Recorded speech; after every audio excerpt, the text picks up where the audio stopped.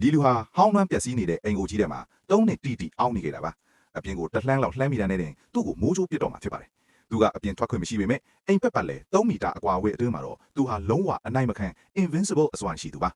ဒီနေ့မှာတော့သူ့အိမ်ကောင်မိုးဘိုကိုမိတ်စာတကောင်ပြန်တန်းလာပြီးအနောက်ရှယ်ပေးတာကြောင့်သူထမင်းစားခြင်းစိတ်တောင်ပျောက်သွားခဲ့ရပါတယ်ဒါနဲ့သူကဝါးတစိုးလေးတစ်ချောင်းကိုပေါ့ပါလေးလှမ်းပစ်လိုက်တဲ့ခဏမှာပဲအဲ့ဒီမိတ်စာဟာသူ့အတွက်အရသာရှိတဲ့အစားအစာဖြစ်သွားပါတော့တယ်တကယ်တော့ဒီလူဟာမိမိပတ်ဝန်းကျင်ကိုမကျူးကျော်နိုင်တဲ့နယ်မြေ invincible domain အဖြစ်ပြောင်းလဲနိုင်တဲ့အစွမ်းကိုပိုင်ဆိုင်ထားတာပါတပြက်တယောက်လက်ခံလိုက်တာနဲ့ဒီနယ်မြေကိုထပ်ပြီးချဲ့ထွင်လို့ရပါတယ်ဒါပေမဲ့3နှစ်အတွင်းမှာသူလူတစ်ယောက်မှမတွေ့ခဲ့ရပါဘူးအားရပါရစားတောင်းနေတဲ့အချိန်မှာပဲဒရာအပြည့်အထန်ရထားတဲ့ main ကလေးတစ်ယောက်အိမ်ရှေ့ကိုရုတ်တရက်ရောက်လာပါတယ်သူနောက်မှာလဲရန်သူတွေကတကောင်းကောင်းလိုက်လာကြတာပါဒါဟာတပြက်မွေးဖို့အခွင့်ကောင်းပဲဆိုတာသူသိလိုက်ပါတယ်သူဟာဝါတစိုးလေးတစ်ချောင်းနဲ့ရန်သူဓာကြီးကိုခုခံလိုက်ပြီးရန်သူကိုလွှင့်ထွက်သွားအောင်လုပ်လိုက်ပါတယ်ရန်သူတွေကသူ့နဲ့အစွမ်းပြနေမိတဲ့ဝင်လာတာကိုပဲသူဝမ်းတာနေမိတာပါတကယ်လို့သာသူတို့ကအကင်ကနေမြားနဲ့ပြစ်မယ်ဆိုရင်သူရောအဲ့ဒီ main ကလေးပါဒဏ်ရာရသွားနိုင်ပါတယ်အဲ့ဒီနောက်သူကကြက်တပေါင်တစ်ချမ်းကို main ကလေးကိုကျွေးလိုက်ပါတယ်အဲ့ဒီကြက်တပေါင်ထဲမှာအစွမ်းထက်တဲ့စွမ်းဟင်တွေပါဝင်နေတာကို main ကလေးကသိသွားပြီးဒီလူကိုတကယ်အစွမ်းထက်ပုတ်ခိုသူ reclusive mage တယောက်အဖြစ်သတ်မှတ်လိုက်ပါတယ်အပြင်ကရန်သူတွေလည်းဇွတ်မဝင်ရဲကြတော့ပါဘူး main ကလေးစီကရတနာကိုရချင်တာကြောင့်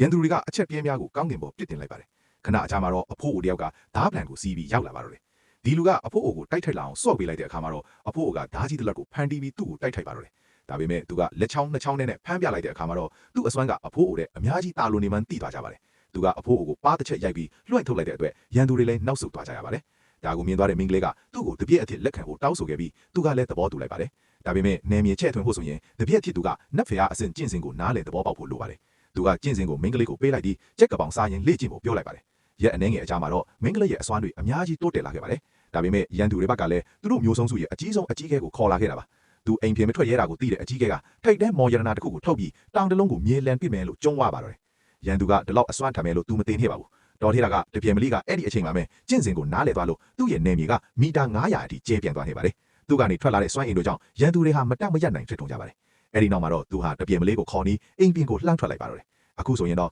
ဒီတောင်ပေါ်မှာသူဟာနတ်ဖျားတစ်ဖားလိုပါပဲ